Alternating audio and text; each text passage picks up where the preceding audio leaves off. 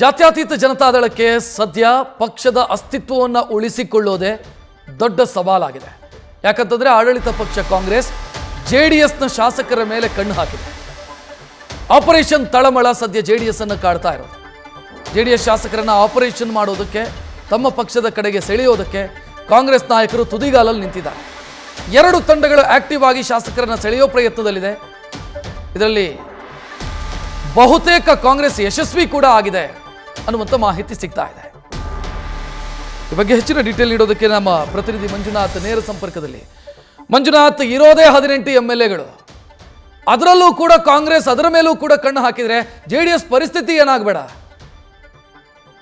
ರಕ್ಷತ್, ಏನು ರಾಜ್ಯ ಜೆಡಿಎಸ್ನ ಶಾಸಕರನ್ನ ಸೆಳೆಯೋದಕ್ಕೆ ಕಾಂಗ್ರೆಸ್ ಸಾಕಷ್ಟು ರಣತಂತ್ರಗಳನ್ನು ರೂಪಿಸ್ತಾ ಇದೆ. ಅದರಲ್ಲೂ ಕೂಡ ಡಿ ಕೆ ಶಿವಕುಮಾರ್ ಅವರು ಓಪನ್ ಆಫರ್ ಅನ್ನು ಕೊಟ್ಟಿರುವಂಥದ್ದು. ಜೆಡಿಎಸ್ ಮುಳುಗುತ್ತಿರುವಂಥ ಪಕ್ಷ, ಹಾಗಾಗಿ ತಾವು ಕಾಂಗ್ರೆಸ್ ಸೇರಿದ್ರೆ ಉತ್ತಮ ಅನ್ನೋ ಒಂದು ಮಾತನ್ನ ಕಾರ್ಯಕರ್ತರಿಗೆ ಒಂದು ಕಡೆ ಹೇಳ್ತಾ ಇದ್ರೆ, ಇನ್ನೊಂದು ಕಡೆ ಶಾಸಕರನ್ನು ಕೂಡ ಸೆಳೆಯೋ ನಿಟ್ಟಿನಲ್ಲಿ ಸಾಕಷ್ಟು ಪ್ರಯತ್ನಗಳು ಹಿಂದೆ ಕೂಡ ನಡೆದಿತ್ತು. ಆದರೆ ಒಂದಷ್ಟು ಶಾಸಕರು ಈ ಒಂದು ವಿಚಾರವನ್ನು ಬಹಿರಂಗವಾಗಿ ಹೇಳಿದ್ರು, ಯಾರ ಹೆಸರನ್ನು ಪ್ರಸ್ತಾಪ ಮಾಡದೆ ನೇರವಾಗಿ ತಮಗೆ ಬಂದಂಥ ಆಫರ್ಗಳನ್ನು ಪ್ರಸ್ತಾಪ ಮಾಡ್ತಾನೆ ಬಂದಿದ್ರು. ಆದರೆ ಇದೀಗ ಒಂದು ಕ್ಲೈಮ್ಯಾಕ್ಸ್ ಹಂತಕ್ಕೆ ಈ ಒಂದು ಆಪರೇಷನ್ ಹಸ್ತ ಬಂದಿದೆ ಅನ್ನೋ ಒಂದು ಮಾಹಿತಿ ಲಭ್ಯ ಆಗಿರುವಂಥದ್ದು. ಪ್ರಮುಖವಾಗಿ ಜೆಡಿಎಸ್ನ 10ಕ್ಕೂ ಹೆಚ್ಚು ಶಾಸಕರು ಈಗಾಗಲೇ ಕಾಂಗ್ರೆಸ್ ನಾಯಕರ ಸಂಪರ್ಕದಲ್ಲಿದ್ದಾರೆ.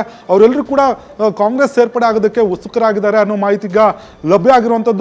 ಈಗಾಗಲೇ ಏನು ಚಳಿಗಾಲದ ಅಧಿವೇಶನ ಸಂದರ್ಭದಲ್ಲಿ ಒಂದು 6 ರಿಂದ 7 ಶಾಸಕರನ್ನ ಮನವೊಲಿಸುವಲ್ಲಿ ಕಾಂಗ್ರೆಸ್ ನಾಯಕರು ಯಶಸ್ವಿ ಆಗಿದ್ರು. ಜೊತೆಗೆ ಈಗ ಏನು ಸಂಕ್ರಾಂತಿ ವೇಳೆಗೆ ಆ ಒಂದು ಸಂಖ್ಯೆ ಡಬಲ್ ಡಿಜಿಟ್ ಆಗಿದೆ ಅನ್ನೋ ಒಂದು ಮಾಹಿತಿಯನ್ನ ಈಗ ಒಂದು ಕಾಂಗ್ರೆಸ್ ಪಾಳ್ಯದ ನಾಯಕರು ಹೇಳ್ತಾ ಇರುವಂಥದ್ದು. ಯಾಕಂದ್ರೆ ಜೆಡಿಎಸ್ ಮತ್ತೆ ಬಿಜೆಪಿ ಮೈತ್ರಿಯಿಂದ ರಾಜ್ಯದಲ್ಲಿ ಕಾಂಗ್ರೆಸ್ಗೆ ಹಿನ್ನಡೆ ಆಗಿತ್ತು ಲೋಕಸಭಾ ಚುನಾವಣೆ ಸಂದರ್ಭದಲ್ಲಿ.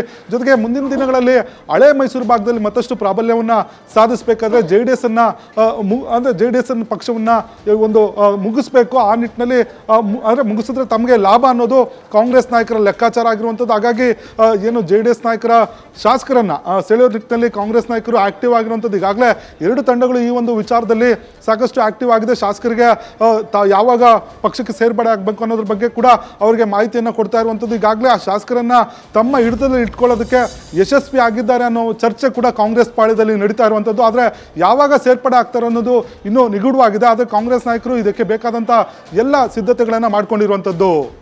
ರಕ್ಷಕ್, ಥ್ಯಾಂಕ್ ಯು ಮಂಜುನಾಥ್ ಮಾಹಿತಿಗೆ. ನ್ಯೂಸ್ ಫಸ್ಟ್, ನಿರ್ಭೀತಿಯಿಂದ ನಿಮ್ಮ ಪರವಾಗಿ.